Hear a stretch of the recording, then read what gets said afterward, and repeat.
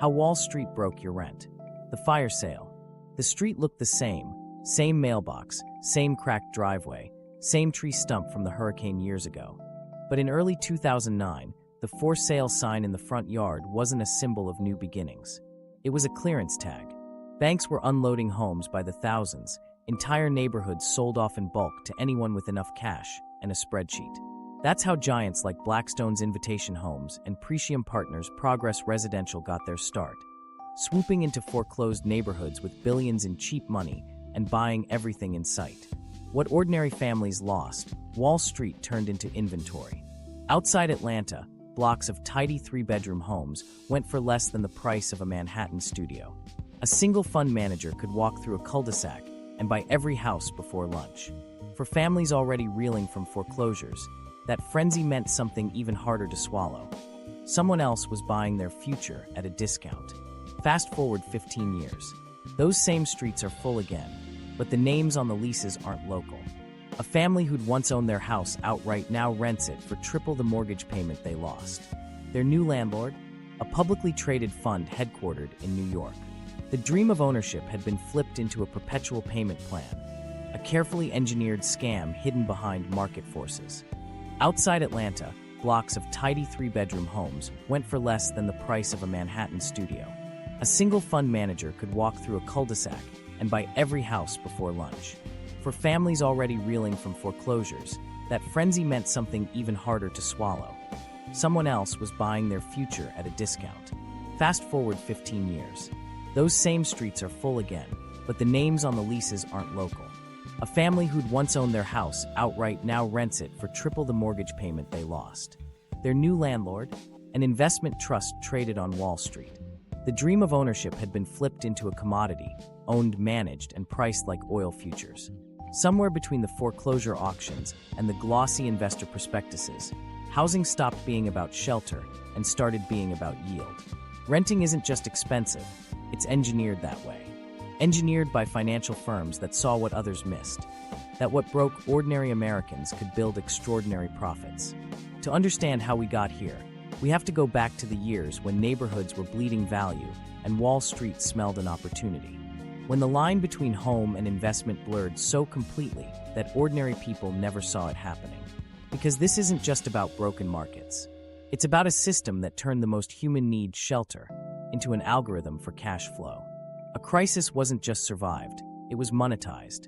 What started as a scramble for distressed properties became the foundation of a new empire. And that empire still collects rent every month. When homes became products. After the crash, entire suburbs looked abandoned. Overgrown lawns, padlocked doors, eviction notices curling in the sun.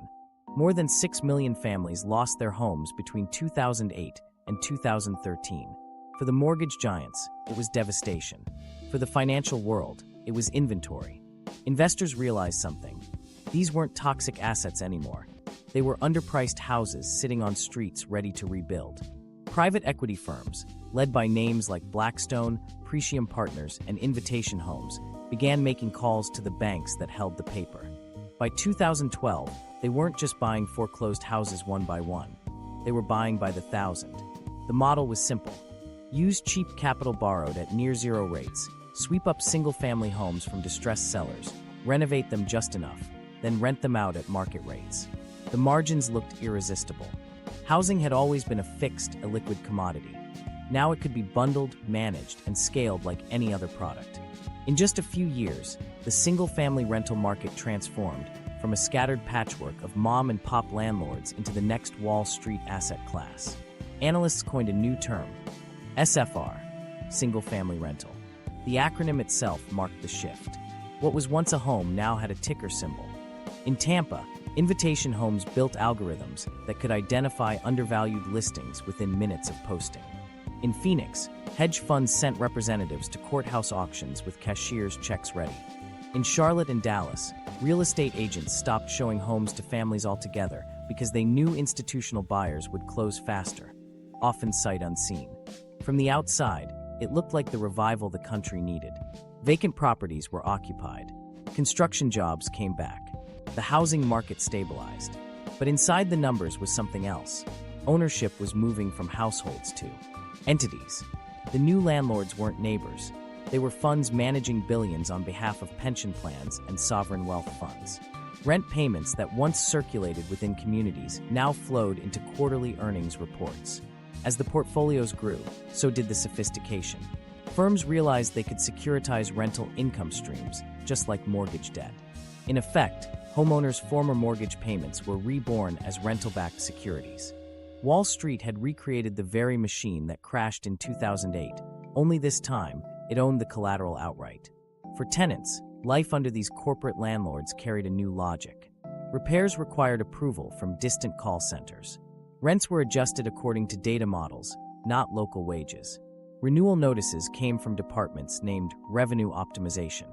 Stability, the core promise of a home, was slowly replaced by quarterly profit targets. One former homeowner in Las Vegas described it plainly. "It's like we're renting our lives back, one paycheck at a time." Her mortgage payment before foreclosure had been $1,200. The rent on the same house a few years later, under a new corporate landlord, was $2,000, with new fees for everything from maintenance calls to online payment processing. Still, investors poured in. These returns were predictable, tangible, insulated from market swings. People might pause vacations during recessions, but they never stopped needing a place to live. Housing, once the bellwether of middle-class security, was rebranded as a defensive asset. For Wall Street, that meant safety. For renters, it meant vulnerability. Behind the profits was a simple trade-off. Financial efficiency replaced human stability. Houses were no longer valued for living in.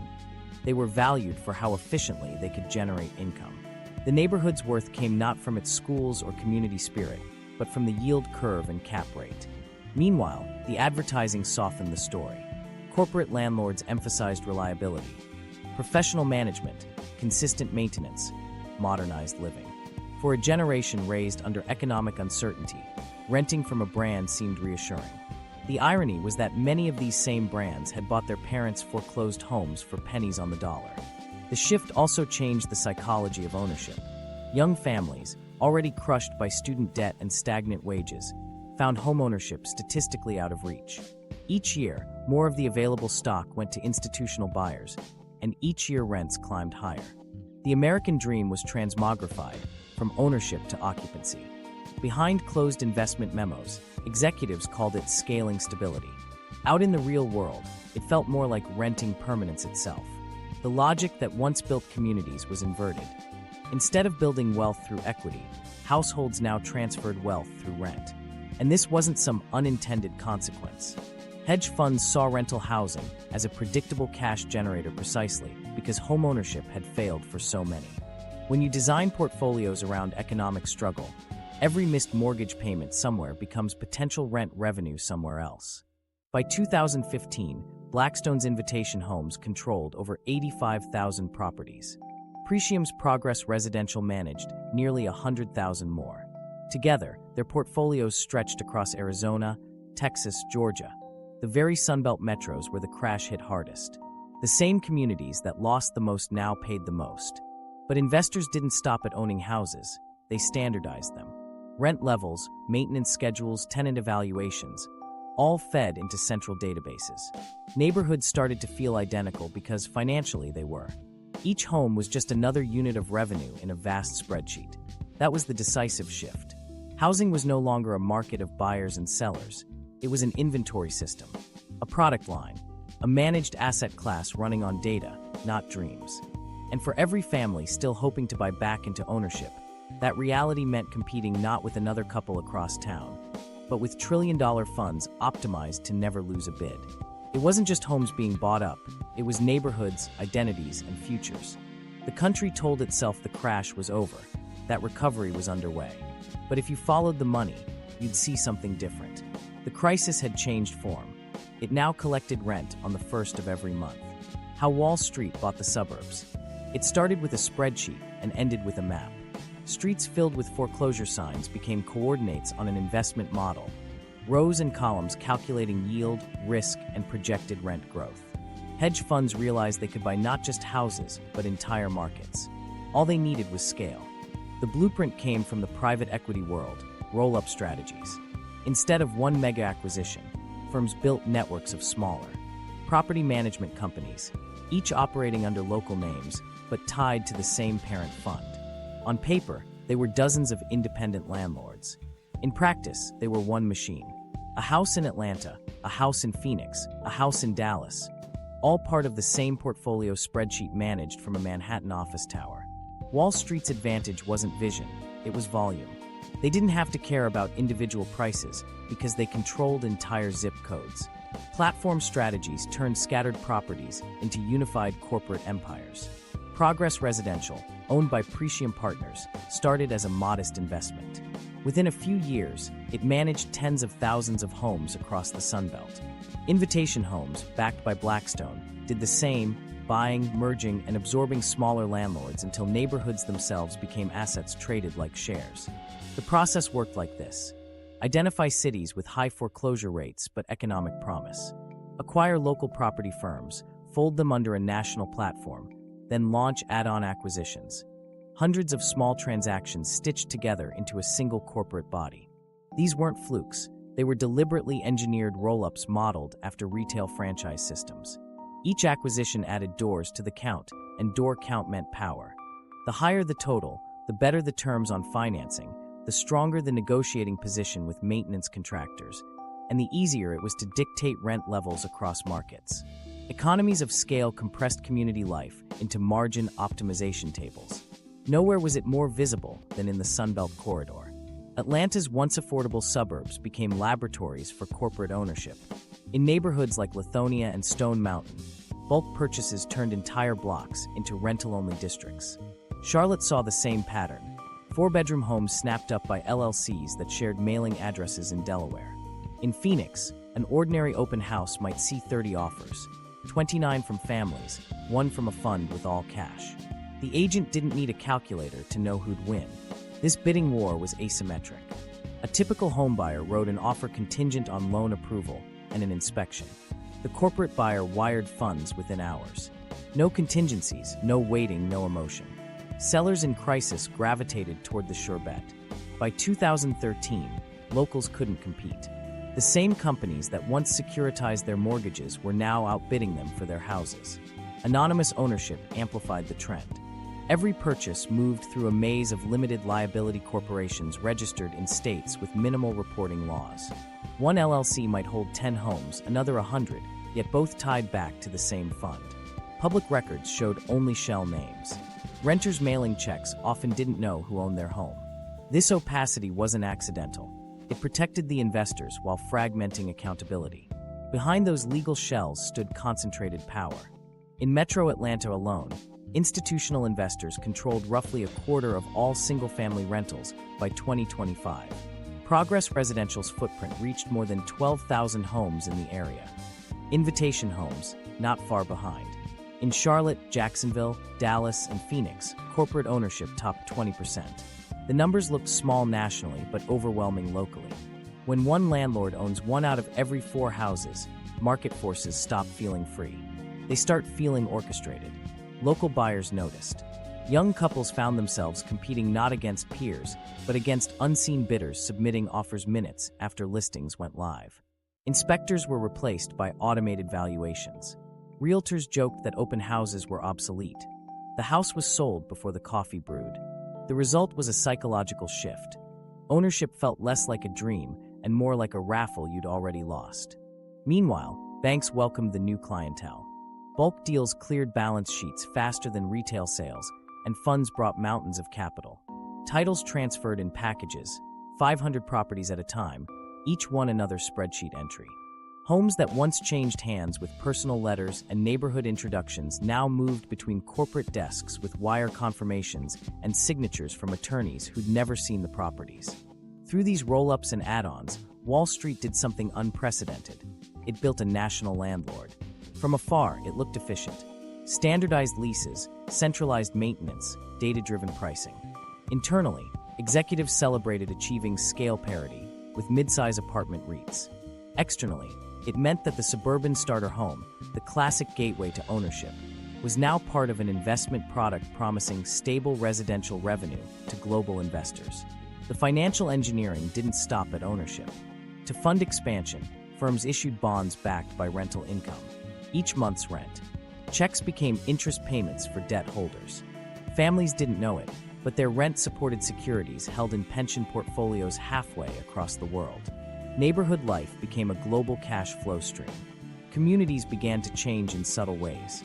Corporate landlords, focused on yields, avoided long-term tenants who might demand repairs. Turnover meant higher renewal rents and lower maintenance costs. The typical lease renewal came with an automatic rent increase, even when wages stayed flat. But for the funds, every vacancy and new lease was a measurable uptick in revenue. More churn meant more profit. Some city councils tried to push back, arguing that bulk ownership was destabilizing neighborhoods. But data arguments won out over emotional appeals. Wall Street's models claimed that professional management improved property quality, reduced crime, and preserved tax bases. Critics pointed to rising evictions and transient populations. But by then, the ownership maze made assigning responsibility nearly impossible. By 202, entire housing markets operated like sectors of a single corporation. When one company raised rents in Atlanta, similar increases appeared in Dallas and Phoenix within weeks. It wasn't collusion in the traditional sense, it was coordination through scale. When enough major landlords benchmarked against the same data, the distinction stopped mattering. For renters, the immediate impact was visibility. Identical homes with identical pricing trends, regardless of geography. For smaller landlords, it was extinction. Competing against institutional efficiency meant struggling to acquire, maintain, or finance properties under the same terms. The suburban housing market, once fragmented and local, consolidated like airlines or telecoms, few players, massive control. The irony was severe. Wall Street had rescued the housing market by making it unrecognizable. The same investors once blamed for the crash now owned the recovery. For them, stability wasn't measured in families staying put. It was measured in revenue continuity. If residents moved out, there'd be 10 applicants waiting, each screened through credit algorithms designed to minimize default risk. The business was never about homes, it was about flows. Across the Sunbelt, communities became portfolios. Streets that once echoed with kids playing after school now carried the quiet rhythm of managed assets. Landscapers on schedule, maintenance trucks with corporate logos, tenants cycling in and out each year. Financial scale created predictability, but it erased personality. By the mid-202s, large funds had perfected the playbook.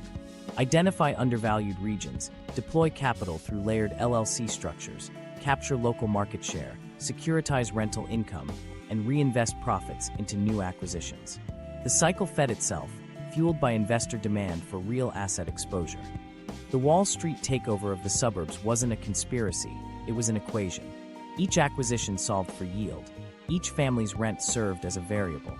And when you multiply that equation across tens of thousands of homes, you don't just buy property, you buy influence. You buy the ability to set the baseline of what normal rent looks like. And once they owned enough doors, the math started doing something extraordinary for them, and devastating for everyone else. They weren't following the market anymore. They were creating it. The algorithm that set your rent. The rent increase notice landed in inboxes overnight. Same email, same timing, same new rate. A tenant in Dallas thought it was a glitch. Another family in Phoenix compared notes on social media and realized they'd both been hit with identical numbers. Within days, it was clear this wasn't coincidence. It was pattern recognition by machines. Behind the scenes, landlords weren't setting prices with neighborhood comparisons or gut feelings anymore. They were using software, programs built to scrape mountains of rental data and dictate exactly how much a unit could charge. The most powerful of these systems came from a company called RealPage, whose product YieldStar promised landlords scientific rent optimization. It sounded efficient. It turned out to be transformative. YieldStar didn't just analyze one property. It pulled anonymized data from across portfolios owned by different landlords. Those data flows went back into the algorithm, which calculated the ideal rent increase to maximize revenue while minimizing vacancies. Each participating landlord received real-time recommendations on how far they could raise rents without pricing themselves out. The results were startlingly consistent. Synchronized rent hikes across markets that were technically supposed to be independent. For investors, it was a revolution.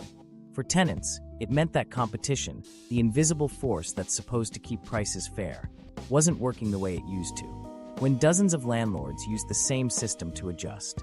Their rents, supply and demand became coordinated math instead of organic negotiation. And since antitrust law hadn't caught up with algorithmic pricing, nobody could prove collusion in the traditional sense. The code was the connector. RealPage marketed its software as a tool to unlock hidden revenue potential. Internal case studies boasted that properties using YieldStar saw rent growth up to 7% higher than conventional management. That might sound minor until you multiply it across hundreds of thousands of units. One executive told the New York Times, "We have no problem pushing rents until the data tells us we've hit resistance." The data seldom told them that. Corporate landlords loved it because it made rent almost risk-free. Instead of relying on local managers to survey market trends, they could plug into a national data network that benchmarked every comparable listing. If a nearby unit sat vacant, the system adjusted instantly. The result was smoother revenue curves and fewer mistakes. Mistakes that usually meant owners leaving money on the table. But to tenants, those efficiencies blurred into something else: uniform scarcity. In one Seattle complex, residents reported identical rate increases to the exact dollar, despite differences in square footage and lease terms. A renter who called the office to negotiate was told, politely, that prices were automatically updated and not discretionary. For them, a conversation about affordability turned into a dialogue with code. The logic behind algorithmic pricing wasn't entirely new. Airlines had been using yield management systems for decades, adjusting ticket costs according to demand. Hotels followed, but housing was different. Losing a flight or a night's stay was an inconvenience. Losing a home was life disruption. These programs treated leases like bookings, temporary revenue slots to be filled at optimal price points. The algorithm didn't see a family, only an occupancy rate. In cities like Dallas and Atlanta, the ripple effect was extreme. When one of the major corporate landlords adopted YieldStar and set higher rents, rivals often mirrored those levels to stay competitive on paper. Competition morphed into alignment. And because many of these firms shared overlapping investors, including large private equity funds, the incentive was to maintain high rent levels rather than fight for tenants with better deals. The few local landlords who tried to offer moderate rates found themselves invisible. Online listing platforms, also powered by algorithmic comparisons, favored standardized pricing bands. A modest rent looked like an outlier. Software trained to maximize landlord profit learned to suppress lower prices the way streaming platforms bury niche films. For renters searching online, variety vanished. For regulators, the issue sat in a gray zone. Traditional antitrust rules focused on human agreements, two or more companies explicitly coordinating prices. But here, the alignment happened through shared data services. No phone calls, no meetings, just algorithmic suggestions accepted by humans eager to keep pace. When an antitrust lawsuit finally emerged in 2023, plaintiffs argued that RealPage acted as a hub for price coordination. The defense countered that it was simply an analytics provider using publicly available data. Meanwhile, the everyday consequences multiplied. Eviction filings crept up as rent burdens grew. Wage growth lagged behind the software's calculations. Local economies found themselves looped into a feedback mechanism where rising rents were justified by rising rents the program itself had encouraged. And because most algorithms were designed to favor revenue stability, they rarely recommended lowering rent, even in downturns. One renter in Memphis described opening their renewal notice. It was $40 more. Small enough not to move, just big enough to hurt. That balance was precisely what made the algorithm so effective. It was engineered to find the pain point tenants could bear without leaving. Economists call it price elasticity. RealPage called it optimization. Internally, some property managers voiced discomfort. Emails leaked from industry webinars revealed concerns about optics and public perception of uniform pricing. But as long as the method produced returns, the resistance stayed quiet. In investor presentations, rent optimization software became a key talking point, a guarantee of predictable growth in uncertain markets. For analysts, it was proof that housing could perform like a tech stock. The broader landscape shifted as smaller landlords adopted similar tools. Competing software platforms emerged, each promising data-driven pricing calibrated to regional inputs. Even mom-and-pop operators could subscribe, enter their property details, and receive algorithmic rent suggestions. Slowly, human discretion disappeared from the rental market altogether. The entire pricing ecosystem began to oscillate within the gravitational field of automated guidance. And still, few renters had any idea it was happening. Lease renewals didn't mention data analytics. Terms like revenue optimization stayed buried in shareholder documents. The process was invisible by design. Transparency was bad for performance. If tenants understood the mechanism, they might resist en masse. The system's success depended on renters behaving individually. Each person thinking their rent hike was just bad luck, not a synchronized policy decision emanating from corporate servers. The irony was that even landlords weren't fully in control. In some cases, property managers who tried to override algorithmic recommendations were reprimanded for deviating from standard operating procedure. Power had shifted again, this time from landlords to the software they used. Housing markets were now driven by code that prioritized yield curves over human context. What made it more disturbing was how seamlessly the algorithm fit the broader corporate strategy. When Wall Street investors owned huge chunks of the housing supply, they needed a way to manage price consistency across geographies. RealPage and systems like it offered exactly that, a unified control panel for rent. The data didn't just reflect the market, it shaped it. By 2025, algorithmic pricing had become standard practice across major rental portfolios. Spreadsheets gave way to dashboards, and human managers became data interpreters rather than decision makers. Rent wasn't being set by neighborhoods anymore. It was being set by a silent consensus of numbers, analytics, and expectations of perpetual growth. For tenants, that meant every lease renewal felt identical because, in the system's logic, they were. And when you strip individuality from pricing, you strip it from housing too. The variation that once defined communities flattens into uniformity. One more product optimized for performance. But legal gray areas don't happen by accident. They're built, crafted by an industry that understands timing, complexity, and the slow pace of regulation. Algorithms may have set the rent, but humans designed the rules that allowed them to. And behind those rules stood the same motive that steered every spreadsheet since 2008. Turn housing into a continuous extraction process, predictable, profitable, and mathematically precise. The legal loophole industry. By the time the algorithms took over rent pricing, the legal groundwork had been meticulously prepared. Every major loophole had a purpose, to keep profit flowing even when public anger rose. Corporate landlords didn't just exploit inefficiencies in the housing market, they engineered inefficiencies in the law itself. At the street level, these schemes looked like everyday frustration. Tenants charged surprise processing fees each month. Renters losing deposits over minor damages. Families evicted through no-cause notices that arrived just after they wrote a complaint email. All of those patterns traced back to contracts drafted by legal teams who understood one thing better than anyone. The law was always one step slower. Take self-help evictions. In several states, landlords are prohibited from locking out tenants without a court order. Yet institutional landlords often skirt that restriction by labeling the action something else, a repossession for maintenance, or security enforcement. Tenants, lacking money for lawsuits, typically let it slide. Every loophole became a silent experiment in compliance thresholds. How far can you go before someone pushes back? Then came the bigger game, the tax-subsidized housing cycle that turned public programs into private jackpots. Deep inside the Low-Income Housing Tax Credit, LIHTC, system sat a clause almost nobody outside the industry knew existed, the qualified contract loophole. It was designed in the 1980s as a narrow escape hatch for developers. If, after 15 years, no buyer could be found to maintain a project as affordable, the owner could request release from rent restrictions.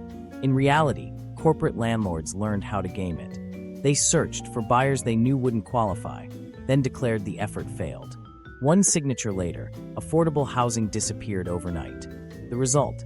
Over 115,000 apartments nationwide lost rent protections through this single loophole, each one a vanished lifeline for low-income tenants. In Phoenix, one developer used the qualified contract clause to remove rent caps from a 264-unit complex that had received more than $4 million in federal credits to stay affordable. They flipped it 2 years later for $63 million, hiking rents by around 50%. Legally sound, morally bankrupt. And for regulators, Just another technical compliance. One of the most extreme examples happened in Phoenix. A corporate investor quietly purchased a 264-unit complex that had originally received over $4 million in tax credits to stay affordable. Within 2 years, they leveraged the qualified contract rule to lift price restrictions, flipped the property for $63 million, and advertised rent increases averaging 50%. For regulators, it was technically legal. For tenants, it was economic whiplash. That single clause has erased affordability protections from more than 115,000 apartments nationwide. Lawmakers on both sides of the aisle agree it was a drafting mistake, a relic of the 198s never meant for modern speculation. Yet congressional attempts to repeal it keep dying in committee. Complex tax code meets powerful lobbyists, and the window stays open just wide enough for billions to pass through. Behind these maneuvers were ownership structures deliberately designed to obscure accountability. The Phoenix flip, for example, ran through a Delaware LLC incorporated weeks before purchase, then dissolved after the resale. Corporate transparency laws require little disclosure of beneficial owners, which means the real investors remain invisible. An individual tenant can't sue a shell company that disappears after collecting rent. It's like boxing with smoke. That opacity enables another strategy: portfolio fragmentation. A private equity firm may technically follow property cap regulations or avoid monopoly designations because each LLC on paper owns just a handful of homes. In practice, hundreds of shells roll up to one parent fund. When local governments attempt to limit corporate concentration, the entity's lawyers pull out charts showing compliance with every single numerical rule. The rules, after all, weren't built for this labyrinth. Even federal housing agencies have been unintentionally complicit. Fannie Mae and Freddie Mac, which exist to promote affordable housing, have financed landlords later caught stripping affordability clauses using the very loans underwritten through those programs. When investigators confronted officials with documentation, agencies admitted that legacy oversight did not anticipate secondary market behavior. Translated, it means nobody thought the safety nets could be weaponized. Technology tightened the screws further. Rental management software allowed companies to automate late fee stacking and payment penalties just within statutory limits. Some systems triggered reminders at 12:01 a.m. the day after rent was due, generating $10 fees that compounded daily. None of it violated wording in leases. All of it milked the margins of vulnerability. State houses responded with piecemeal reform. California, always the laboratory of housing policy, rolled out measures requiring transparent fee disclosures, proof of maintenance before rent collection, and options for tenants to report on-time payments to credit bureaus. Still, enforcement lagged. Regulatory agencies were understaffed and overwhelmed, while legal teams representing landlords flooded county courts with procedural challenges. Each new rule became another puzzle to reinterpret. Elsewhere, developers bent zoning reforms known as the builder's remedy. The loophole let projects bypass local planning if a city's housing plan was out of compliance. Corporate lawyers used that ambiguity to greenlight massive luxury complexes in cities scrambling to meet state targets.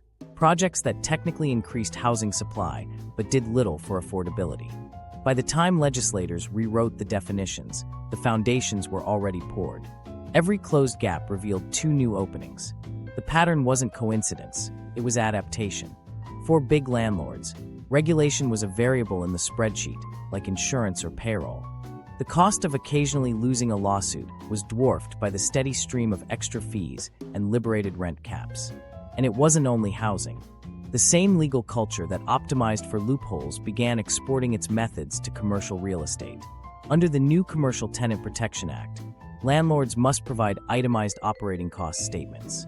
Within months, law firms advising owners found wording tweaks. Management overhead could include unrelated administrative costs, effectively passing them to tenants again. Compliance became performance art. Underneath the paperwork, the human toll deepened.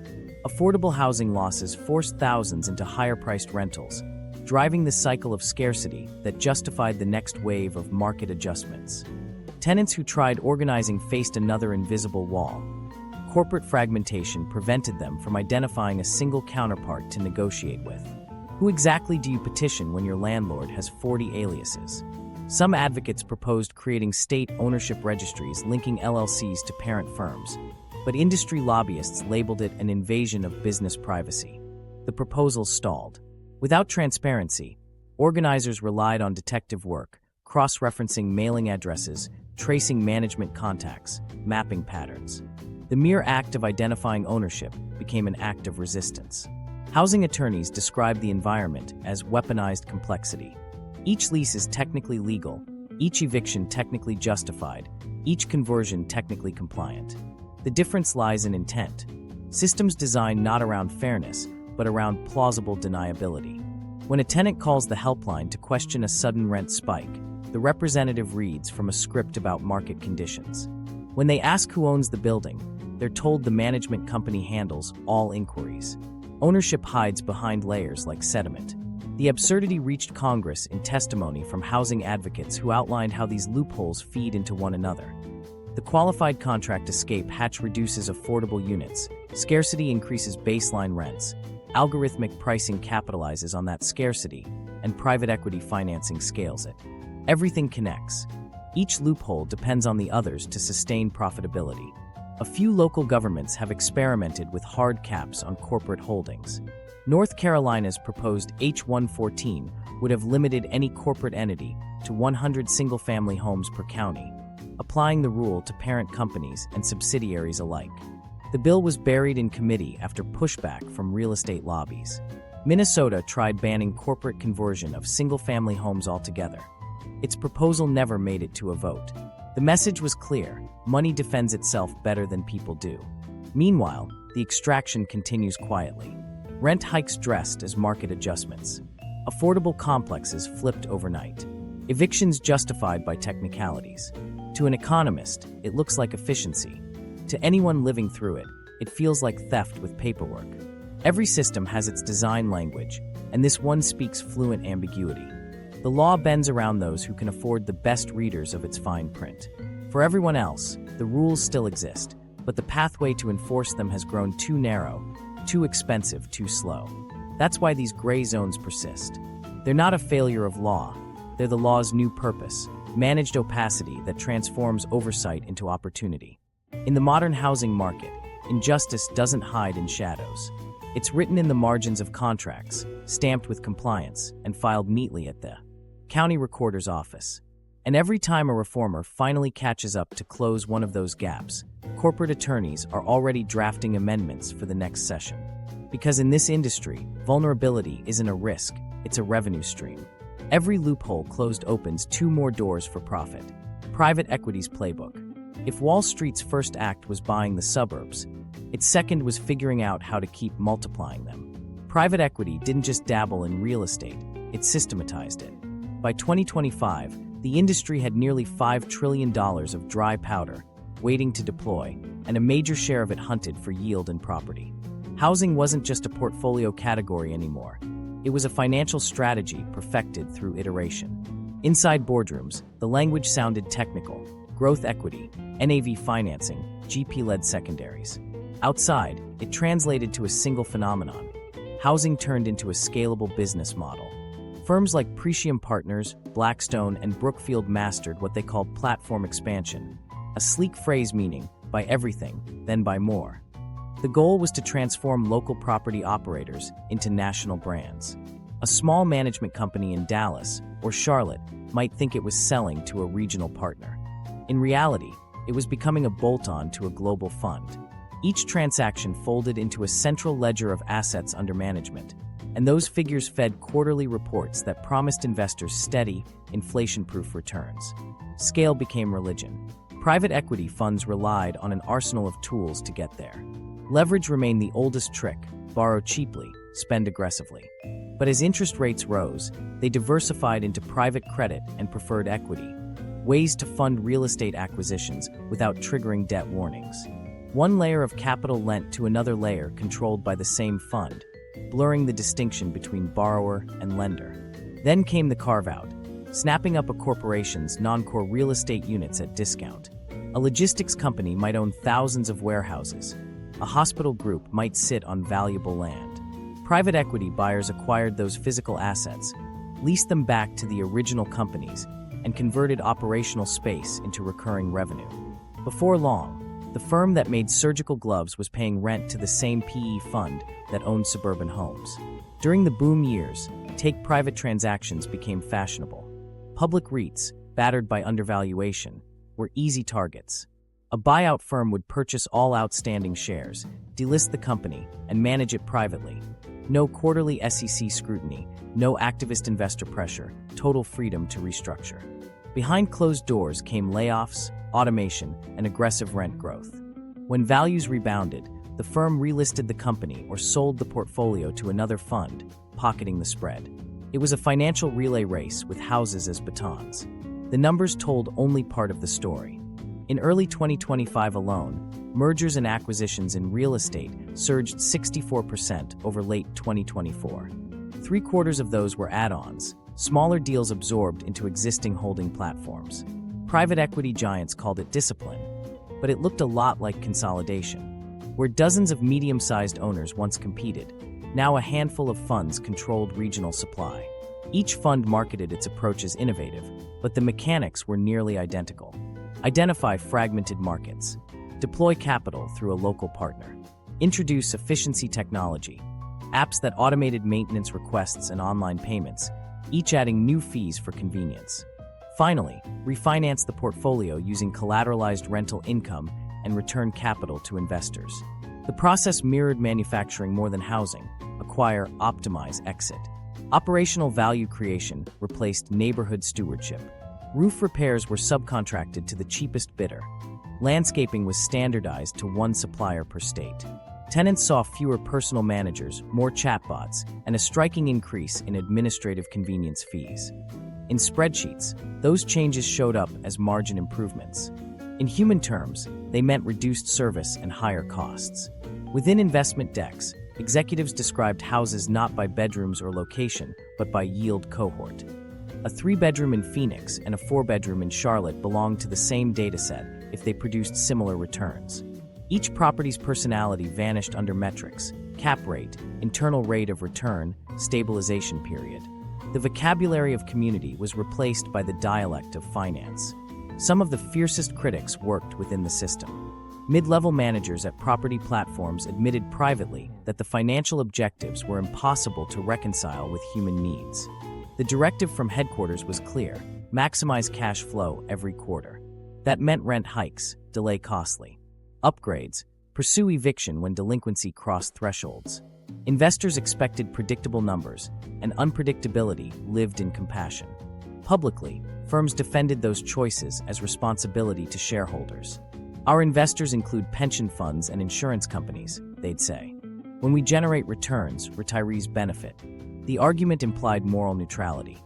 Taking from renters to feed pensioners was just interclass recycling. But the structure magnified inequality: working-class tenants paying rent to funds that paid dividends to upper-income investors. At investor conferences, PowerPoint slides displayed housing as infrastructure. The phrase suggested benevolence, but masked a deeper calculus. Infrastructure assets, like toll roads or power grids, deliver steady cash flow regardless of economic cycles. Housing fit the model perfectly. In boom or bust, people must live somewhere. Treating shelter as infrastructure meant treating life's necessity as perpetual revenue. Private equity funds pursued geographic segmentation too. The Sunbelt, with its population influx and loose regulation, became the epicenter of experimentation. Firms predicted rent growth of 4 to 5% annually, beating inflation. Workforce housing, properties aimed at teachers, nurses, and municipal workers, became a hot theme. The messaging: doing well by doing good.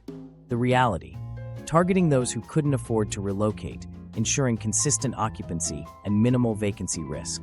When competitors converged on the same markets, funds began differentiating through financial engineering rather than tenant experience. Some introduced synthetic ownership models, fractional equity schemes allowing investors to buy slivers of homes packaged like index units. Others merged traditional leasing with fintech, offering subscription housing that bundled rent, internet, and maintenance into one payment, a segmentation built for algorithmic accounting, not comfort. At the macro level, every innovation funneled toward the same outcome: converting irregular human life into consistent numbers. Real people became data, rose stabilizing enormous credit structures. The rent a single mother paid in Jacksonville could service a bond coupon for an investor in Singapore. The intimacy of shelter dissolved into abstraction. This transformation also changed political leverage. When a firm owns 10,000 homes across multiple counties, local councils hesitate to challenge it. Tax revenue and campaign donations loom large. Zoning debates began echoing investor language: capital attraction, pipeline health, supply elasticity. Policymakers adopted the spreadsheet vocabulary, sometimes without realizing they'd joined the other side of the equation. Yet the playbook kept adapting. As interest rates climbed and traditional borrowing lost appeal, funds pivoted again. They began lending directly through private credit arms, offering bridge loans to smaller landlords facing refinancing risk. Essentially, big investors turned competitors into clients, earning interest on the same crisis that squeezed others out. Housing ceased being merely owned. It became collateral for endless deal-making. In quarterly calls, executives talked about value retention under rate headwinds. Translated, owning assets outright insulated them from rate shocks that crushed ordinary buyers. Cash-rich funds could still purchase properties when mortgages froze families out. Rising rates didn't hurt them. They cleared the field of small players. Resilience was built on everyone else's fragility. Behind glossy ESG reports claiming sustainable impact, the internal memos prioritized resilience of cash flow, not communities. Analysts modeled tenant churn elasticity, the way consumer goods companies model brand loyalty. Even dislocation became forecastable. One leaked document from a 2024 strategy session defined the ideal portfolio as low volatility of payment and high volatility of tenancy. In other words, rent steady, people replaceable. Private equity's genius wasn't greed, it was organization. Every economic force that threatened homeowners, foreclosure, inflation, interest hikes, served as opportunity fuel. The industry learned to monetize instability, to turn crisis conditions into permanent business advantages. And the most chilling realization came when you mapped it out. All the incentives aligned perfectly. For tenants, instability meant higher demand for rentals. For investors, higher demand meant rising yields. For policymakers desperate to show housing growth, institutional development numbers looked impressive. The system reinforced itself, locking every participant into interdependence that discouraged reform. The difference between renting from a landlord and renting from a fund might appear cosmetic. Same lease, same walls, but underneath, the motivations diverged. A person wants reliability, a fund wants performance. One treats the property as a home, the other treats it as throughput for capital. By mid-decade, private equity owned or managed millions of housing units through subsidiaries and partner platforms. Financial magazines celebrated them for unlocking efficiency in real assets. Yet efficiency in this context meant converting unpredictable human life into the clean predictability investors crave. The spreadsheets looked perfect. The communities underneath looked drained. This was the culmination of decades of innovation in turning scarcity into product. Mortgages had been securitized, foreclosures monetized, rents algorithmized. Now private equity provided the final scaffolding, a framework ensuring that every dollar once spent on personal stability circulates upward through an engineered pipeline. On stage at an industry summit, a managing director summarized the triumph without irony. Housing is now frictionless. To renters paying convenience fees, service charges, and relocation costs, the friction was everywhere. But to investors, it was invisible, smoothed out by endless substitutions and steady quarterly returns. Families chase leases. Firms trade portfolios. Both keep the wheel spinning. The playbook works because it was never about building homes. It was about perfecting extraction. And just when rising rates threatened to slow the system, another pivot was ready. The game didn't end, it evolved. And as it did, the distance between the people living in houses and the people owning them widened into a gulf measured not in miles, but in balance sheets. Rising rates, shrinking chances.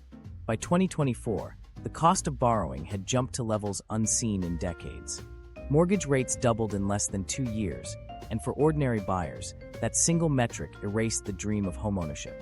But for institutional investors, it barely registered as an inconvenience. When your capital comes mostly in cash, rising interest rates don't close doors, they open bargains. In a normal market, higher rates cool demand. People wait, banks pull back, prices dip. Yet when 30-year mortgages scrape 7% and ordinary families are sidelined, cash-heavy funds find their advantage multiplied. Sellers desperate to move properties stop holding out for top dollar. Auctions go quiet except for one type of bidder, the one wired directly to Wall Street's liquidity pipeline. Rising rates that threatened households functioned as filters. They separated the leveraged from the liquid. Blackstone, Pretium, and other private equity players had spent the last decade transforming rents into steady yield streams. Each month's inflows became ammunition for new acquisitions. When lending tightened, that steady cash flow doubled as war chest. Homes that individual buyers could no longer finance became discounted entries in institutional portfolios. By the first quarter of 2025, data showed institutional investors accounting for barely 2% of national home purchases, yet that small footprint masked enormous local impact.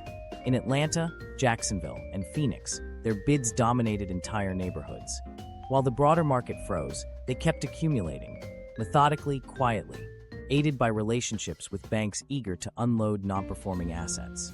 For small landlords, the squeeze was brutal. Roughly 90% of all investor-owned homes in the U.S. belong to owners with fewer than 11 properties. They're teachers, retirees, tradespeople supplementing income. Rising rates crushed their refinance options.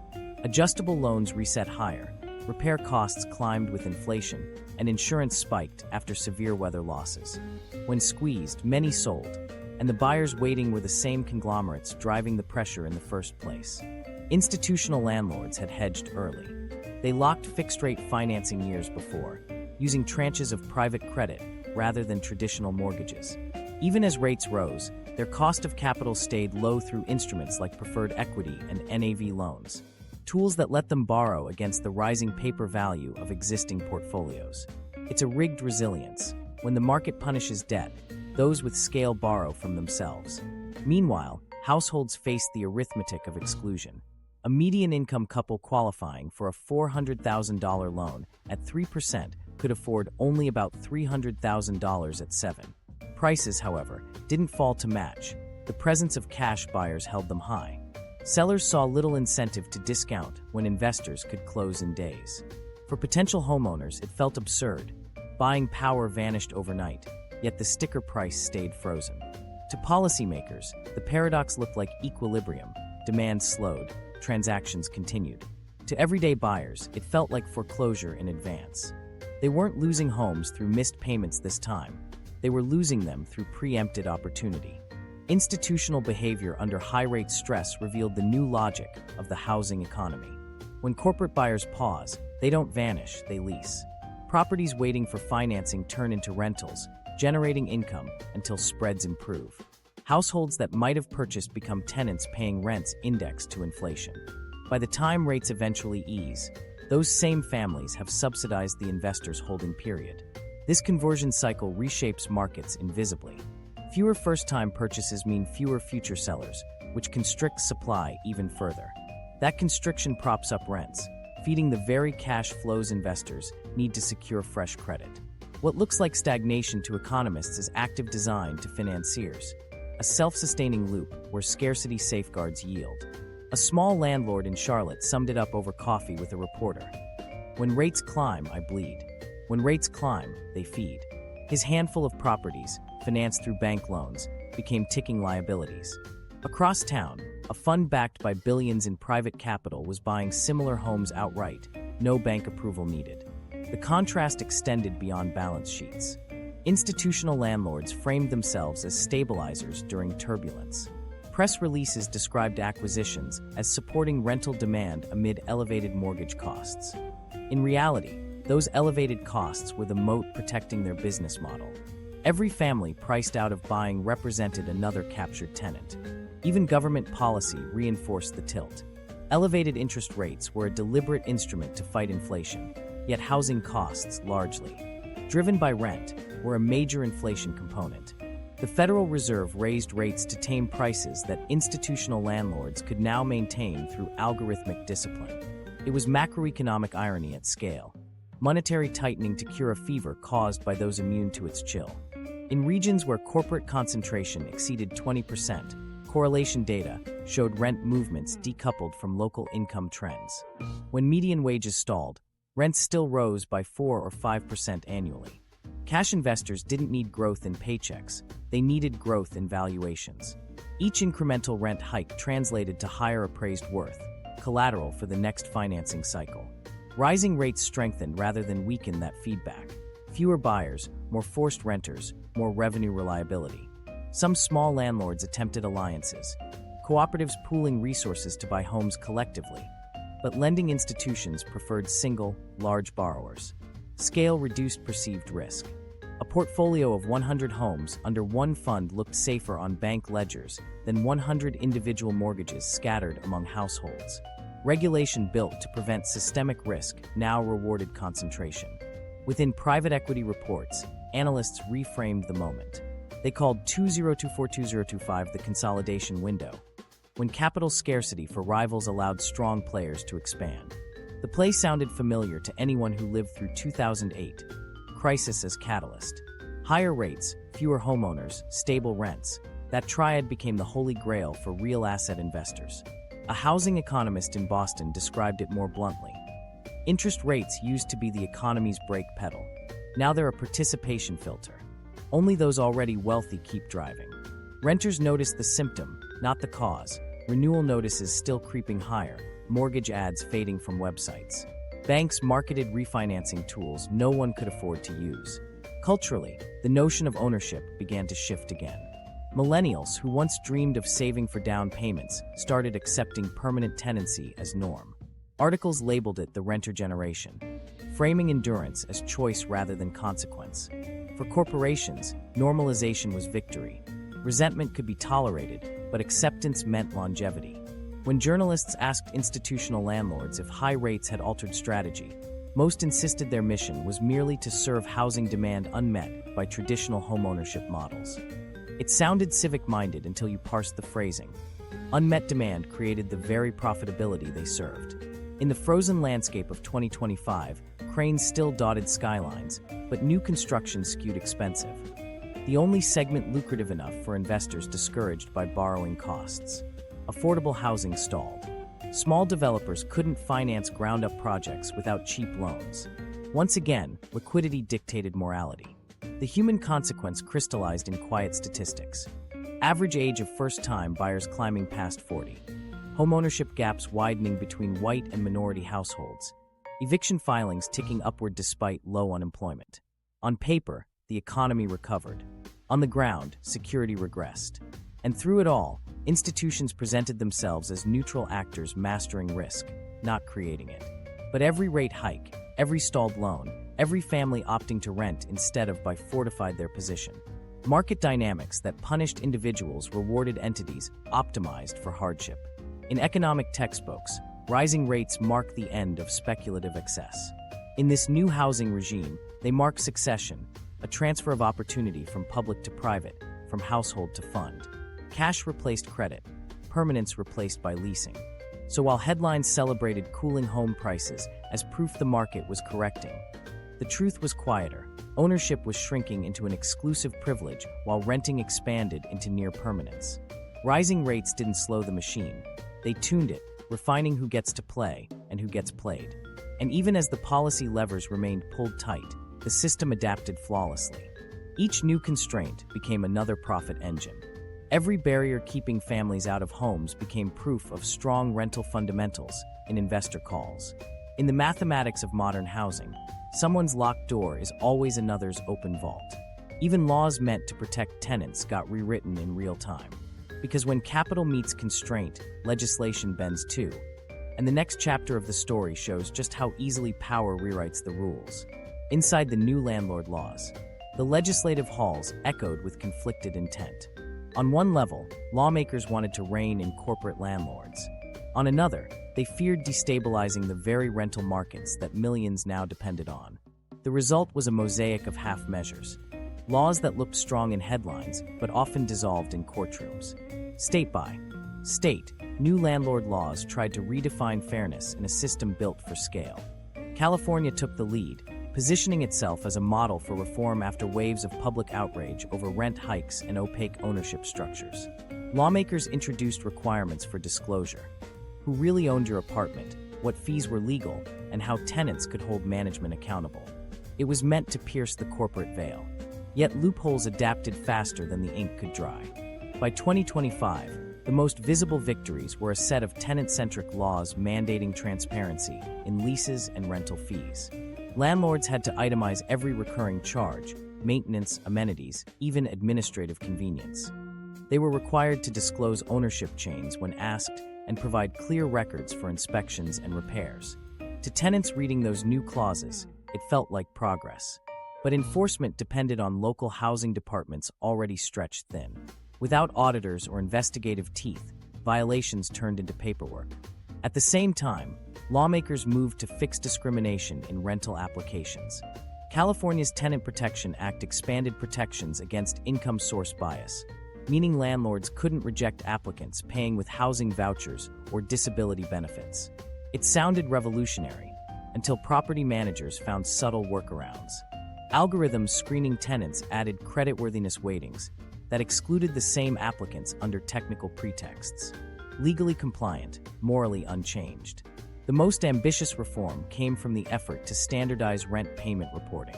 Under new statutes, large landlords had to give tenants the option to report rent payments to credit bureaus. In theory, this helped renters build credit histories, a small step toward financial inclusion. But corporate landlords turned it into another fee opportunity, offering credit reporting services for monthly add-ons. Building credit became an upcharge. Meanwhile, the battle over zoning morphed into a new flashpoint known locally as the builder's remedy. Originally created to punish cities failing to meet affordable housing targets, it allowed developers to bypass local zoning if a municipality's housing plan was deemed non-compliant. For civic leaders, it turned planning into roulette: either approve large corporate projects or risk losing control of local land use entirely. Institutional developers, armed with dedicated legal talent, learned to navigate the ambiguity perfectly. They timed filings to coincide with lapses in city compliance, forcing approvals for high-end construction that dwarfed intended affordable components. When protests erupted over 1,000-unit luxury complexes built under the guise of affordable housing expansion, developers pointed to the statute and shrugged. It was legal by design. The state responded with Bill AB 1886, clarifying what substantial compliance meant to close the builder's remedy gap. But by then, projects were already locked into place, shovels in the ground, equity raised. Every reform hit time delay, and delay meant profit. Commercial leases weren't spared from the chessboard either. The new Commercial Tenant Protection Act of 2025, Senate Bill 1103, aimed to protect small business renters from surprise rent spikes and hidden operating costs. It required landlords to itemize every charge with sworn attestations from accountants. Within months, institutional property owners found fresh interpretations. Shared utility costs were recategorized as tenant benefit expenditures, sidestepping the rules language. What looked like accountability turned into another spreadsheet exercise. Across the country, smaller jurisdictions copied California's framework but struggled with implementation. Texas piloted transparency disclosures for corporate ownership, public registries connecting LLCs to parent companies. After a year, the databases remained skeletal. Many filings listed property services agents or holding managers, names that led nowhere. Lawyers defending anonymity cited business privacy protections embedded decades earlier for entirely different industries. For advocates, each incremental win came with parallel losses. When states expanded tenant rights, corporate landlords recalibrated policies to the letter, adjusting software and documentation to stay compliant while maintaining profitability. A new law limiting late fees to $50 simply produced an administrative processing fee of $49.99. What was once called gouging became optimization. Policymakers insisted progress was measurable. Evictions dropped marginally where new laws took effect, but the reasons were murkier. Large firms began preferring non-renewal notices over formal evictions.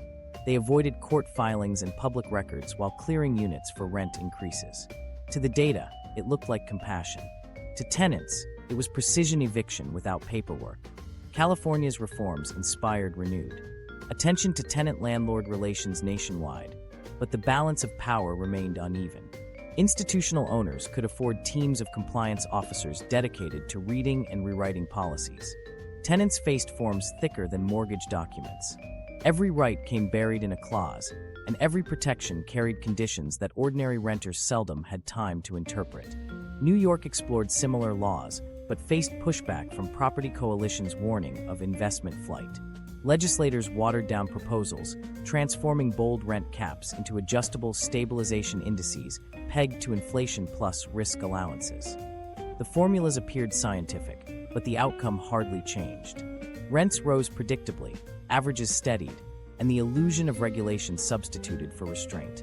Even when genuine accountability mechanisms were proposed, like giving tenants collective rights to purchase buildings put up for sale, corporate lobbying diluted their reach. In hearings, developers argued that tenant purchase rights would slow capital turnover and threaten pension fund investments. Framed as a threat to national retirement systems, the argument killed the bill in committee. Lawmakers folded their moral outrage back into fiscal caution. The irony deepened when some of the same private equity firms accused of exploitative practices began sponsoring housing nonprofits and outreach programs to showcase responsible ownership. Press releases announced millions in grants for affordability studies or first-time buyer education, while the companies themselves continued converting affordable units to market rate. The PR served double duty: tax deduction and political insulation. In this era of corporate compliance theater, the new landlord laws exposed an uncomfortable truth. Rules don't reform systems built on evasion. The stronger the oversight framework, the more incentive exists to innovate around it. Like water through cracks, capital finds the path of least resistance, often shaping the rock itself to widen channels. Lawyers inside the industry described the process candidly in private panels. Each regulation is entered into compliance software, interpreted for margin impact, and assigned a mitigation plan. If a law costs 0.5% in revenue, new fees or rent escalation somewhere else are designed to offset it. Regulation becomes another cost center, not a moral check. Tenant advocates in California called 2025 the year of hope and homework. Hope, because policy finally acknowledged systemic abuse. Homework, because proving violations required mountains of documentation unavailable to most renters juggling multiple jobs. Enforcement mechanisms depended on civil suits that could take months and thousands in legal fees. Corporate landlords factored that exhaustion into their business models. It wasn't malicious genius, it was math. The probability of a renter pursuing full restitution was so low that even provable violations posed negligible financial threat. Penal codes without practical enforcement are decorations, not deterrents. Across hearings and editorials, regulators repeated a familiar justification. Complex systems require incremental correction. But the incremental pace guaranteed that adaptation outperformed reform. With every adjustment, the sophistication of evasion increased, closing one loophole by opening another labeled operational exception. For millions of renters, the changes felt performative. The law might shield them from harassment or sudden eviction, yet could not touch the economic pressure calibrated into the market itself. They were safer on paper, poorer in practice. In California, the new requirements for documenting fees slightly reduced overcharging complaints. Simultaneously, average rent levels hit new highs statewide. Legal protection without affordable options was like a fireproof suit in a burning house. Technically protective, functionally irrelevant. By the end of 2025, analysts reviewing implementation data noticed a pattern. Regions with the toughest new landlord laws attracted more corporate consolidation, not less. Big firms viewed consistent regulations as predictable terrain. Smaller landlords, overwhelmed by compliance complexity, sold out. The regulatory landscape meant to democratize housing ownership instead coerced another wave of transfers up the chain. That paradox defined the modern housing state. Reform didn't dismantle concentration, it rationalized it. Tenant well-being became a measurable KPI next to occupancy rate and rent growth. When good faith and good business yield conflicting outcomes, business usually wins. Even so, scattered sparks of accountability glimmered. Some counties experimented with tenant boards empowered to fine negligent landlords directly. Others required public disclosure of evictions by company name, a naming and shaming deterrent that briefly rattled a few executives. But without national coordination, each success remained. Localized. Laws designed to protect renters can't match the global scale of capital mobilized against them. Institutional landlords operate across borders, shifting assets between subsidiaries faster than any state attorney can issue subpoenas. The asymmetry is systemic persistence disguised as legal compliance. And while policymakers debated amendments, the tenants most affected packed boxes. Because even when the statutes sound righteous and the governors sign them with ceremony, the rent is still due on the 1st, adjusted by an algorithm that remains entirely legal. That's the quiet triumph of the new landlord era. An ecosystem regulated just enough to look humane, yet structured perfectly to preserve extraction. The laws changed, the results didn't. And as communities discovered, even legislation written for them could be rewritten in real time to serve the ones holding the deeds. The grassroots pushback. Beneath the polished investor summits and legislative hearings, something quieter began taking shape, people organizing from the ground up. In tenant meetings held in church basements and community centers, residents started comparing notes the way analysts compared balance sheets. They realized they weren't alone, and that revelation was dangerous to the system built on isolation. The first challenge was identifying who to fight. Corporate landlords hid behind webs of LLCs, each with generic names like Maple Street Holdings or Sunrise Property Group 3. To trace them, activists used open data software and volunteer coders who cross-referenced mailing addresses, court filings, and tax documents. What emerged looked less like a local landlord map and more like the wiring diagram of a multinational corporation. Families renting in different cities suddenly discovered they answered to the same parent fund. That knowledge turned outrage into organization.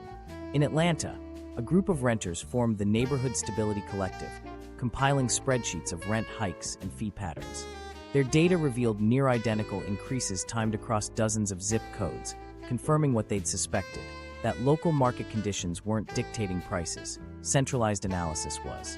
They brought those findings to city council meetings, forcing officials to acknowledge what residents already knew. Policy was chasing a machine built to outrun it. In Charlotte and Phoenix, tenants began staging coordinated rent holidays, withholding collective payments until management addressed maintenance backlogs or fee abuses. The strategy borrowed from labor movements, solidarity as leverage. Landlords threatened mass eviction, but the optics of displacing hundreds at once drew media attention, something the corporations hated more than a temporary loss in revenue. Public exposure became the new currency of resistance. Simultaneously, legal aid groups evolved from reactive defense to proactive offense. Attorneys partnered with journalists to publish ownership investigations, unmasking the real investors behind rental conglomerates. In Minnesota, one coalition built a crowdsourced registry linking LLCs to known parent firms. The site broke traffic records the week it launched. Tenants across the state finally saw who they were up against. That transparency turned fear into strategy. Local governments tried following suit. Some city councils considered ordinances requiring property ownership disclosure, but state-level preemption laws often blocked them. So communities improvised, creating independent people's registries hosted online. They weren't official, but they worked. Organizers used the data to group tenants under common corporate owners and plan unified demands. When one company refused repairs in Arizona, tenants in North Carolina, under the same umbrella, joined the call-in campaign. Disparate renters became a single customer base, pushing back on a single supplier. Grassroots networks also lobbied for legislative change. The most radical bills came from states hit hardest by consolidation. North Carolina's H114 proposed capping any corporate landlord's holdings at 100 single-family homes per county, counting subsidiaries and shell entities together. The bill's authors cited concentration data compiled by activists. Wall Street fought it fiercely. Lobbyists warned of market disruption. It died in committee after closed-door meetings with real estate representatives, but it introduced a new vocabulary: ownership caps. Minnesota's HF 685 went further, seeking to bar corporations from converting single-family homes to rentals altogether. Violators would be forced to sell, with properties offered first to individuals or nonprofit housing trusts. Its defeat in early hearings underscored how entrenched financial power had become. Yet even in failure, these proposals shifted rhetoric from regulation to reclamation. People weren't asking for better landlords anymore. They were asking for fewer of them. Grassroots organizing wasn't confined to legislative corridors. On the streets, tenants held rent strikes so coordinated that national media finally took notice. In Memphis, more than 300 renters in properties owned by a single fund froze payments for 2 months, demanding audits of maintenance charges. The company publicly dismissed them as fringe agitators, then quietly met half their demands to stop the headlines. Small victories accumulated into precedent. Protest could move a spreadsheet. Digital tools amplified that momentum. Tenant unions launched online portals offering templates for complaint letters, guidance on receivership petitions, and step-by-step eviction defense plans. One site tracked ongoing class action suits, allowing renters nationwide to join filings electronically. Lawyers who once saw eviction cases as unwinnable began treating them as discovery missions, paths, to expose ownership chains and gather evidence for larger reform. Each dismissed case added another data point to the archive. In California, reform fatigue turned into municipal experimentation. The city of Berkeley funded a public rent board dashboard, showing average rent by corporate owner. When identical units displayed uniform price jumps, officials confronted companies directly during public sessions broadcast live. Even without punitive authority, the threat of transparency began moderating behavior. Investors disliked pattern recognition when everyone could see the pattern. Tenant groups also built alliances with small landlords squeezed by rising rates and bureaucracy. Both sides resented corporate consolidation. Joint associations formed around shared interests, preserving local ownership, protecting communities from absentee landlords, and resisting laws designed for scale rather than humanity. That unlikely cooperation reframed the conflict. It wasn't renters versus landlords. It was residents versus systems. Still, organizing carried risks. Corporate management teams monitored social media for tenant union activity, issuing non-renewal notices to outspoken participants under vague property improvement clauses. Retaliation was hard to prove, but easy to feel. Activists responded by training tenants on digital security, anonymizing communications, and using encrypted platforms to coordinate. Movements that started in living rooms evolved into disciplined networks with legal counsel and media specialists. National alliances emerged too. Grassroots coalitions like Homes for People, Right to Stay, and Rent Justice convened annual conferences where organizers from 20 states exchanged tactics. They shared templates for city-level right of first refusal, laws giving tenants a chance to buy their buildings before corporate resale. A few cities adopted pilot versions. Most lacked funding for implementation. But every small statute proved possibility. At the heart of the movement were stories. Families chronicling evictions on TikTok, retirees testifying before state committees, neighborhoods turning displacement into documentary projects. The emotional weight reframed housing debate from data to dignity. Viewers who once scrolled past economic headlines stopped to watch a grandmother describe losing her home of 40 years to an LLC with no human contact number. In politics, empathy moves slower than money, but it moves. Academics joined the chorus, producing studies linking corporate concentration to rising rents and civic disengagement. Their findings gave Grassroots claims empirical credibility. Newspapers began citing local collectives as data sources, validating community research once dismissed as anecdotal. Information, long monopolized by institutions, shifted ownership. The pushback also revealed something profound about timing. Financial empires move on quarters, communities move on seasons. Patience became power. Where investors calculated returns over 5 years, organizers prepared for 10. Renters raising children in the same buildings could outlast turnover cycles. Stability, ironically, became the resistance weapon against those monetizing instability. Some victories stayed symbolic, but mattered nonetheless. In Phoenix, activists projected rent statistics onto the sides of luxury buildings owned by national funds. Numbers illuminated against the night skyline showing profits extracted from nearby zip codes. The spectacle forced citywide conversation, embarrassing local officials who'd accepted developer donations. Public pressure produced hearings. Hearings spawned committees. Committees eventually crafted policy drafts echoing activist language about ownership transparency. Change was slow, but now it had direction. Even faith communities joined the campaign. Churches in Atlanta opened housing justice clinics, pairing theology with tenant rights workshops. Sermons invoked modern parables. the absentee landlord who built bigger barns while neighbors slept in debt. Moral framing reached audiences statistics couldn't. When congregations began contacting their representatives, legislative offices noticed a shift in tone, from policy technicalities to ethical imperatives. Social scientists studying these movements call them the beginning of post-market housing politics, where people redefine shelter as a civic right rather than a consumer choice. The idea spreads through conversation faster than through law. Neighborhood associations rewriting charters to include housing stability clauses signal cultural change preceding legal reform. Of course, the opposition remains colossal. Corporate political donations climb with each election cycle, and litigation threats still chill local ordinances. Yet beneath that, the grassroots grid hums louder each year. Every eviction contested, every loophole exposed, every renter who learns their landlord's true name chips at the illusion of inevitability. Because this story isn't really about algorithms or capital, it's about belonging.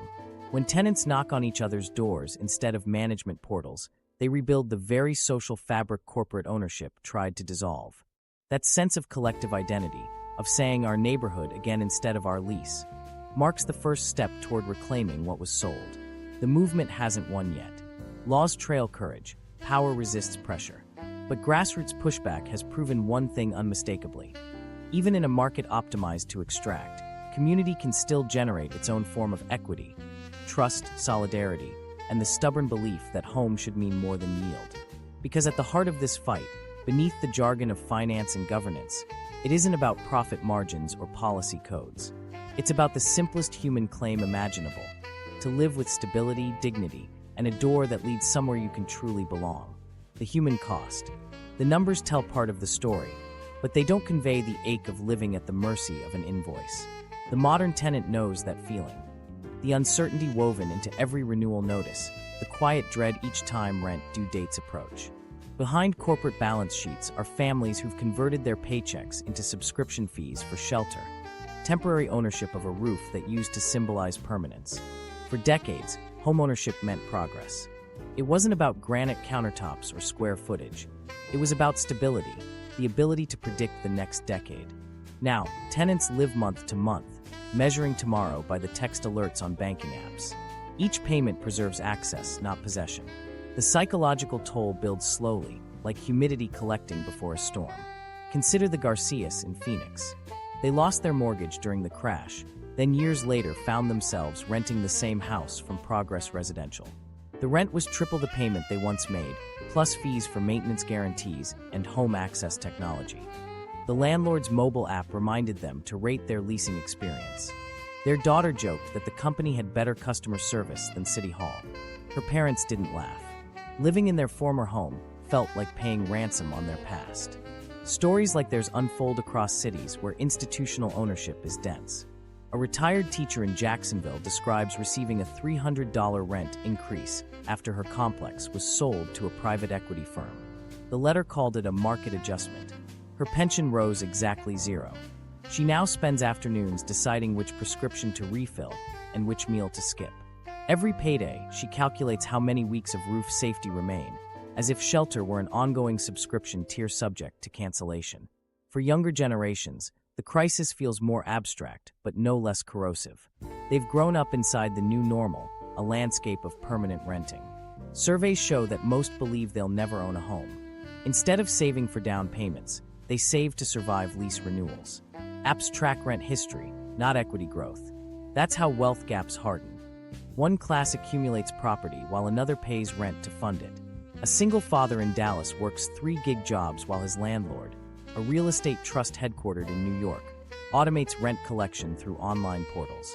When he asked to split payment over 2 dates, the customer service agent said the system didn't permit manual exceptions. His plea wasn't denied by a person but by code. He explained later, it's like arguing with gravity.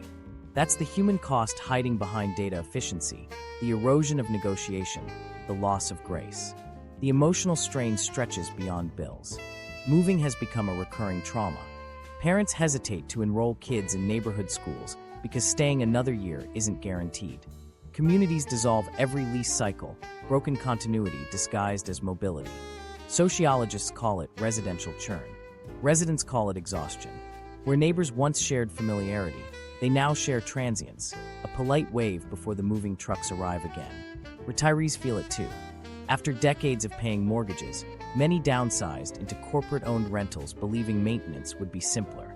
Instead, they navigate digital portals and faceless managers. One 73-year-old widow in Charlotte described the irony. "I wanted less responsibility. Turns out responsibility was the only protection I ever had." She spends birthdays hoping her renewal rate doesn't rise faster than her Social Security cost of living adjustment. Generational continuity. The subtle transfer of security from one family to the next has stalled. Home equity once funded education, small businesses, and intergenerational support. Without it, wealth stagnates. Children inherit memories, not means. The American dream's mechanical heart, equity accumulation, has been replaced by a subscription model of existence. Society rents its future one paycheck at a time. Economists can quantify affordability ratios, but not the gnawing sense of impermanence. Psychologists link chronic housing instability to anxiety disorders. Pediatric clinicians connect frequent moves to learning disruptions.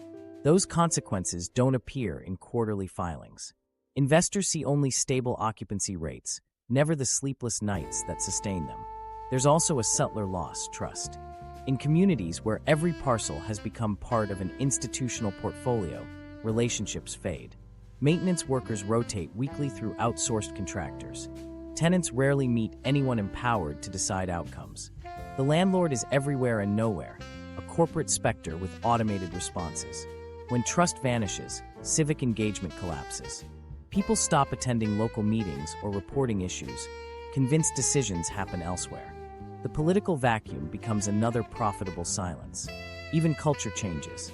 Renting normalizes transience, and transience weakens roots.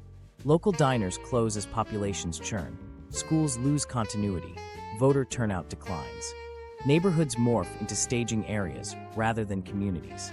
Economists celebrate flexibility, but stability was what built belonging. When the average household moves every 2 or 3 years, nostalgia shortens into a lease term. There's a paradox at the heart of the housing economy. Investors chase stickiness in tenants, long-term occupants who reliably pay, but the system itself discourages permanence. Every renewal is an opportunity to raise rates. Every departure resets rent higher. The design rewards motion, not settlement. So people drift, and profit accumulates from their drift. For families juggling impossible budgets, resentment often turns inward. Society conditions them to see personal failure where structural design exists.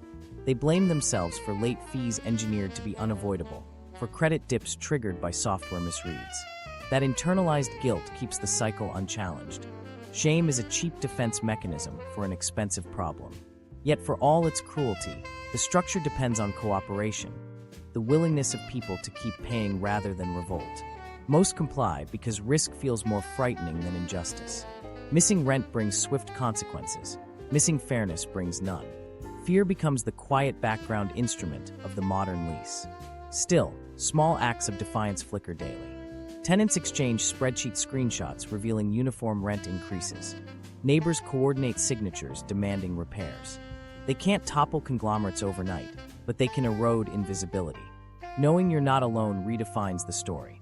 Instead of isolated victims, renters begin to see themselves as participants in a wider conflict. Citizens inside an economy that monetize their need for shelter. The cost reaches beyond renters. Whole communities lose continuity. Local businesses dependent on stable populations vanish. Churches and clubs struggle to maintain membership when congregants relocate annually. Social ties disintegrate, replaced by brand identities of property managers. Progress, invitation, haven. Names that sound welcoming while erasing the individuality of place. Even language betrays the shift. We speak of housing supply and units rather than neighborhoods and homes. An apartment becomes inventory. A tenant becomes data throughput. Lose the word home, and you lose the moral compass that once anchored housing policy. What's left is efficiency without empathy, structure without soul. The financial logic appears unbeatable because it converts every outcome into revenue. High demand, raise rents. Low demand, consolidate supply. Regulation, monetize compliance services. The only element outside the metric is how it feels to live inside. That's the metric no dashboard tracks, the invisible ledger of anxiety, uprooting, and disconnection balancing every quarterly gain. A mother in Atlanta captured it in a sentence more eloquent than any economist. "We don't build memories here anymore. We sign them." Her son had learned not to decorate walls since repainting fees subtract from deposits. Their life fit neatly within policy guidelines. Rent current, property undamaged, credit acceptable, and yet utterly insecure. This is the quiet erosion underlying the charts. Not homelessness, but unhomeness, the steady extraction of permanence from daily life. When individuals lose hope of ownership, they stop planning for the future. When cities fill with transient renters, civic responsibility dulls. The economy hums, but the culture frays. In that vacuum grows cynicism. If everything's temporary, why care? Corporate landlords thrive on that detachment. Disengaged tenants rarely organize. The greatest profit comes when people believe their condition is natural. And gradually many do, accepting rent as the eternal tax of existence. But beneath, resignation still lives remembrance. Echoes of front yard cookouts, photos on walls never repainted, streets where neighbors knew each other's names. Those memories persist like embers, waiting for oxygen. Because even after years of engineered dependency, people remember what home felt like, a place belonging to them, not a portfolio. So who wins when renting feels rigged? The answer sits in the fine print of every lease and the quarterly calls of every fund. Yield up, costs contained, humans adjusted. The winners measure success in percentages, the rest measure months until the next increase. And somewhere, the Garcias still pay triple for the home they once owned, proof that the crisis never truly ended. It just started charging monthly. What the game was always about. In the end, it always comes back to the same motive hiding beneath every spreadsheet, every algorithm, every shell company and lease renewal: yield. Housing became the perfect vessel for the oldest game in finance. Turn human necessity into predictable cash flow. When the smoke from 2008 cleared, investors realized something profound. Real estate wasn't about property anymore. It was about performance. Private equity called it asset transformation. Economists called it financialization. But for families paying rent, it was simply life repackaged as income. In quarterly reports, suburban homes in Arizona, Georgia, North Carolina appeared as line items labeled stabilized residential revenue streams. Numbers scrubbed clean of the people still living inside them. Shelter had evolved into an index component traded across time zones. At the top of that chain sat funds like Blackstone, Pretium, Brookfield. Names that barely appeared in local headlines yet dictated market rhythms on entire streets. Pension funds in Europe and sovereign investors in Asia owned pieces of American neighborhoods through layered investment vehicles. A family in Dallas might send rent to an institutional portal without knowing part of that money-financed retirement payouts in Oslo. The network was seamless, invisible, and brilliant in its efficiency. This was the masterstroke. Real estate, once considered a liquid, became as tradable as software profits. Rental income fed asset-backed securities. Those securities financed new acquisitions. Appreciation justified fresh loans. The loop never ended. Homes no longer grew with families. They fueled perpetual motion in global capital markets. Banks, once chastened by the crisis, rejoined the cycle under new branding. Mortgage-backed securities had given them infamy. Rental-backed securities gave them rebirth. Loans to corporate landlords became the clean cousin of subprime lending, a way to profit from housing without directly touching households. Public policy blessed the arrangement through quiet collaboration. Agencies like Fannie Mae and Freddie Mac underwrote loans to institutional buyers on the logic that more capital meant more housing supply. The irony was cruel. Public programs designed to expand ownership subsidized its disappearance. To Washington, it looked orderly. To Wall Street, it looked eternal. And to the families signing leases, it looked like there were no other options. The game thrives because of distance. The further capital moves from consequence, the easier extraction becomes. Executives in glass towers never see the eviction notices. They read spreadsheets predicting turnover optimization. Regulators measuring supply levels never walk the corridors where tenants pack boxes. Investors receive bulletins promising steady distribution yields and call it diversification, unaware or uninterested. That diversity of portfolios now means dispossession spread evenly across regions. For all the talk of innovation, the system's brilliance lies in its sameness. Every instrument, from rental securitizations to algorithmic pricing, serves one function: ensure rent payments travel upward with as little friction as possible. The people paying are interchangeable. The flow must never be interrupted. Finance found in housing what oil once offered: inelastic demand. You can postpone travel, delay shopping, skip dining out, but you can't skip shelter. That dependency became the guarantee investors craved after the volatility of tech and crypto booms. Analysts at private banks began calling residential real estate a foundation asset: safe, scalable, inflation protected. Not because it sheltered citizens, but because it extracted reliably from them. Through that lens, the crisis narrative flips. Housing isn't failing, it's succeeding by design. The rules don't malfunction, they deliver precision. Lawmakers tout stability while ignoring who defines it. A stable housing market today means predictable corporate profits and tempered price swings for investors, not affordability for residents. The measure of success shifted quietly from comfort to consistency, from community to continuity of cash flow. Consider what's happened to language itself. Phrases once moral, affordable, accessible, livable, became technical categories in investment prospectuses. Affordability now refers to rent as a percentage of regional median income, not whether a family can thrive. Accessibility became a zoning term, livability a design metric, each word domesticated into math. The culture that once built neighborhoods learned to speak fluent financial abstraction. Even reformers operate inside the lexicon of economics. Debates about whether housing should be a human right collapse into arguments over capital incentives, supply elasticity, demand normalization. Moral vocabulary lost to the grammar of yield. The most successful housing policies today aren't those restoring ownership, they're the ones harmonizing rent increases with inflation to ensure market stability.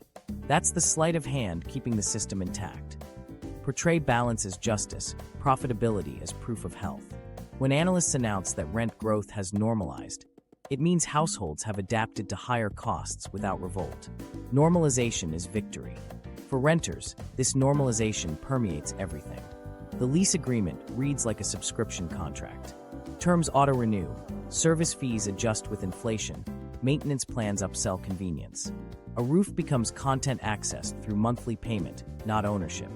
And just as streaming companies trade viewership data, landlords trade occupancy analytics. Tenants aren't citizens of communities, they're users of space. Public institutions complicate the picture further. After decades of cutting direct housing programs, governments now rely on partnerships with the very funds inflating rents. State pension plans invest in the same real estate vehicles advocates protest. Legislators decry affordability crises while their own retirement portfolios benefit from rising property values. The conflict of interest isn't hidden, it's institutionalized. Policy silence isn't corruption, it's consensus. Through that consensus, the illusion of inevitability strengthens. Housing behaves less like a social good and more like a permanent asset class, untouchable, essential, and infinitely tradable. Journalists write features on rentership society, as if it were cultural adaptation rather than structural capture. Developers pitch flex living, subscription communities, lease-to-life concepts. The marketing sells convenience, but the undertone is conquest, ownership replaced by interface. In this final frame, renting isn't a scam because someone faked the rules. It's a scam because the rules achieved their purpose. Every incentive leads back to extraction. Every mechanism transforms necessity into dividend. The house that once sheltered dreamers now shelters capital. Picture the family from our beginning, the Garcias, forced to rent the home they lost. Years later, they received an invitation, not from their landlord, but from an investment newsletter advertising shares in the very fund that owns their neighborhood. On paper, they could invest in stable housing income. Technically, it was a chance to buy back into their dream, financially, not physically. They laughed at the irony. Then they deleted the email and paid rent. That's the quiet cruelty of the game's completion. Participation replaces emancipation. You can't own your house, but you can own exposure to your landlord's revenues. Every outcome contributes to the cycle. So when people ask whether the housing system is broken, the honest answer is worse. It's efficient. It functions exactly as intended. The profits are real, the homelessness persistent, the middle class hollowed out. and the machinery hums on schedule. Reform will nibble at edges, but transformation requires something else: redefining success outside the spreadsheet. Because as long as homes remain numbers within portfolios, the people inside them will remain statistics attached to yields. Housing didn't lose its humanity by accident. It was traded away, sold until the idea of home itself became another commodity whose ownership certificate lives far away, behind anonymous filings and market tickers. And maybe that's the most telling measurement of all. When a family's address can appear on both a lease agreement and a hedge fund prospectus, the game's true purpose isn't shelter, it's circulation. Money flows, people move, and still the rent arrives right on time. The Garcias old house still stands on that quiet street outside Atlanta. Fresh paint, new landscaping, different name on the mailbox. From the sidewalk, you'd never guess the mortgage that once built their future now fuels quarterly dividends for strangers they'll never meet. Housing became a profit center, and renters became the product. That's the bitter symmetry of the modern market. The same institutions that crashed real estate 15 years ago now collect rent from its ruins. Public anger fades, spreadsheets remain, and the system keeps recording record performance. Not because it failed, but because it works. The crisis never collapsed. It stabilized into business as usual. Every loophole, algorithm, and acquisition described in this story shares one trait: efficiency that serves extraction. When a family pays rent on time, a data feed updates in New York, a bond coupon gets funded, and a pension portfolio somewhere overseas ticks upward. The process feels invisible because it's working exactly as designed. That's the con, the apparent normalcy, the steady hum disguising how profoundly unnatural it is to commodify shelter. And yet, threads of defiance persist. Organizers mapping ownership webs, tenants documenting abuses, small landlords resisting buyouts, the quiet beginnings of something different. They haven't rewritten the rules, but they've named them, and that's where change always starts. Wealth can purchase property, but it can't purchase legitimacy. Not forever. So the question isn't whether renting is broken. It's whether society still accepts a world where belonging comes with a login portal and a monthly fee. If home is reduced to a subscription, then freedom becomes a service plan. The only true reform will be cultural, when people stop confusing stability with surrender and start demanding environments built for living rather than lending. The Garcias still pay rent each month, but they also volunteer with a housing collective helping neighbors challenge illegal fees. They can't buy their house back yet, but they've learned how the game is played. And that knowledge, traded freely, is the first equity that can't be securitized. So what can you do? Support local tenant unions and transparency bills that require corporate ownership registries. Vote for housing policies that close loopholes like the qualified contract clause. Know your landlord, literally. Understanding who truly owns your home is the first step toward accountability. Share tenant data, stories, and organizing tips. Isolation feeds the scam, community starves it. If you want to see how these same financial systems shape every part of modern life, from grocery shelves to student debt, watch the next documentary on this channel. Subscribe, share, and stay informed. The more we understand how this game is played, the closer we get to rewriting it ourselves.